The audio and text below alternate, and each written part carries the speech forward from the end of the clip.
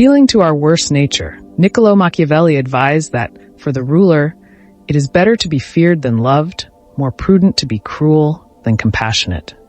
Due to remarks like these, Machiavellian has been a byword for villainy for centuries, but it more properly implies realism. The words fantasy and idealism, on the other hand, have somehow avoided the opprobrium heaped on their rival, although on any fair account of 20th century history, it is they that have more to answer for. The thoughts that made Machiavelli infamous were elucidated in The Prince, written in 1513 for Lorenzo de' Medici, the ruler of Florence. The book is nothing if not a moral. It is neither a discourse on the justification of state power, nor a treatise on the moral aims that a ruler should pursue. On the contrary, it is a neutral guidebook for achieving and maintaining political power. Its strategies take men as they are, not as they might be. As Machiavelli wrote, "The way men live is so far removed from the way they ought to live that anyone who abandons what is for what should be pursues his downfall rather than his preservation." What use, after all, are political values without the power to put them into practice?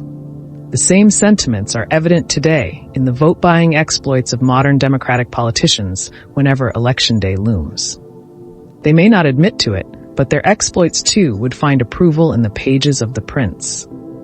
Whereas many great philosophers have judged most people to be stupid, Machiavelli preferred to think of them as wicked. Rulers, he argued, were to assume the latter, and only if they were lucky would they also be stupid. Admittedly, the wickedness he talked of was licentiousness and self-interest, two vices which modern liberalism and capitalism respectively tolerate. If Machiavelli's verdict on the behavior of ordinary men and women seems harsh today, it would have sounded no less so in the philosophical climate of the early 16th century. The ethos of Renaissance humanism sought to liberate the virtuous intentions of mankind and allow them to inform the good running of the state. As a largely self-educated man, Machiavelli avoided such received ideas in his early studies. But while he rejected the emphasis his fellows placed on moral values, he shared the view of Galileo and others that man could come to understand God's design for the universe. His methodology was humanist, even if his conclusions were not. Books seem to have been Machiavelli's only entertainment in his youth. He was born into a relatively impoverished branch of an otherwise wealthy and powerful Florentine family in 1469. His unconventional learning did not hinder his professional progress, and in 1498, when he was only 29, he was appointed a chancellor of Florence.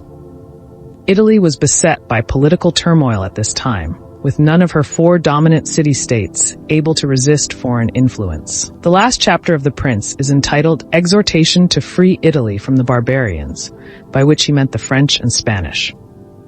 Though Machiavelli wrote that their occupation stinks in the nostrils of us all, he saw how different life could be in a country united under a strong central ruler in 1500, when he spent 5 months at the French court on a diplomatic mission. Yet the citizens of France and Florence were not so unalike, he thought. They were all human beings with the same passions, and what succeeded for one race could be made to work for another. However, this could not be achieved by appealing to their better nature, he believed, for their supposed goodness was largely a fantasy. Rather, the most nefarious means a ruler can use to maintain his power are justified because his villainy is nothing compared to that of those he governs. Machiavelli even had a good word to say about the tyrannical Cesare Borgia, who carved a territory for himself in central Italy in a matter of months. Justification is not what primarily concerns Machiavelli. The Prince is a book of means rather than ends. Machiavelli's precepts are admirably lucid and succinct, unlike, for example, the nebulous advice of today's guides to success in life and management. A ruler ideally wants to be both feared and loved, rather like God. But since usually only one of the two is possible at a given time, he or she should choose to be feared. This is the safer option, for people are ungrateful, fickle, and deceitful, eager to avoid dangers, and avid for gain. And while you are useful to them, they are all with you, offering you their blood, their property, their lives, and their sons so long as danger is remote. But when it approaches, they turn on you. While men are base creatures, and will break a bond of love when it is in their interests, fear underwritten by the threat of punishment will always be effective in securing obedience. If Machiavelli is correct, then it sounds as if people get the governments they deserve. Though it is useful to be feared, hatred should be avoided. Virtue should not be the primary aim of a ruler, but neither should wrongdoing. Rather, he must stick to the good so long as he can, but being compelled by necessity, he must be ready to take the way of the evil. As despots from Kim Il-sung of North Korea to Saddam Hussein of Iraq have discovered, once fear has been established, it is possible to pretend that your people adore you. Machiavelli would deem this strategy far too risky, although he does counsel deceit as one of a ruler's working methods.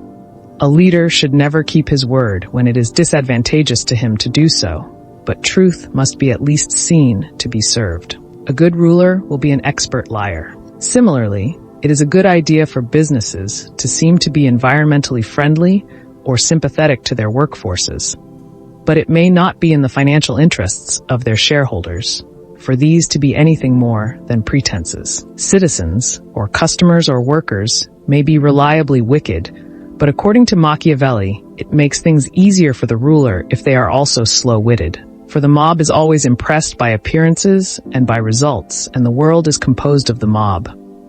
For one's methods to work, therefore, it may be necessary to keep them hidden. As is often remarked by cynics today, if the people really did appreciate honest politicians, they would not keep voting for scoundrels. At the same time, a ruler should demand that his advisors always tell him the truth. But he should bear in mind that these counselors are no less wicked and self-interested than the general run of mankind. Punishments, demotions, and general bad news should be delivered all at once, as circumstances allow. For the less time they are endured, the more short-lived will be their after effects. Favors and good news, on the other hand, should be meted out in small doses over a long period of time, so that their effect is longer lasting. Politicians have learned lately to go one better by announcing the same piece of good news, such as increases in public spending, on several different occasions, merely altering the words each time. A shrewd ruler should be wary of sitting on the fence. According to Machiavelli, decisive action is the best form of prudence. This may come as a surprise to anyone who has found themselves between two warring friends. Supporting one is often a sure way to incur the displeasure of both once they have settled their differences. But even if Machiavelli's advice were to prove useful here, the result would not be a successful friendship, merely a successful power relation. We treat our true friends not as a means to an end, as the ruler treats his consorts, but as ends in themselves. A politician, on the other hand, must be as ready to sacrifice friendship as a friend must be to sacrifice power. In defense of Machiavelli, it might be said that there are no true friendships in politics. In statecraft, he held, you should ally with one or other combatant, because whatever the outcome, you will have placed someone in your debt. A future ruler of Italy, Benito Mussolini, heeded this advice and paid for it with his life. He would have been wiser to follow the path of Spain's dictator, Francisco Franco, who offered Hitler only his goodwill and consequently remained in office for 36 years until his death at the age of 83. In general, Machiavelli urged that a ruler should lead and defend his weaker neighbors and strive to weaken the stronger ones. And when the weak argue among themselves, it is better to aid one in crushing the other than risk them both joining against you in the future. Machiavelli was perhaps not cynical enough here, for sometimes intervention leads to that very eventuality. In 1992, the United States launched Operation Restore Hope to bring aid to war-torn Somalia. The plan swiftly went awry when the Somalis realized that they preferred fighting the Americans to each other. When the U.S. envoy Admiral Howe offered a $25,000 bounty for General Mohammed Aidid, the warlord announced within hours that he would pay $1 million for the capture of Animal Howe. Bill Clinton responded to the rising body count in textbook Machiavellian style. As his former aide George Stephanopoulos recounted in All Too Human, the president declared, "We're not inflicting pain on these fuckers. When people kill us, they should be killed in greater numbers." The result was a debacle for the United States, Clinton, and all followers of Machiavelli.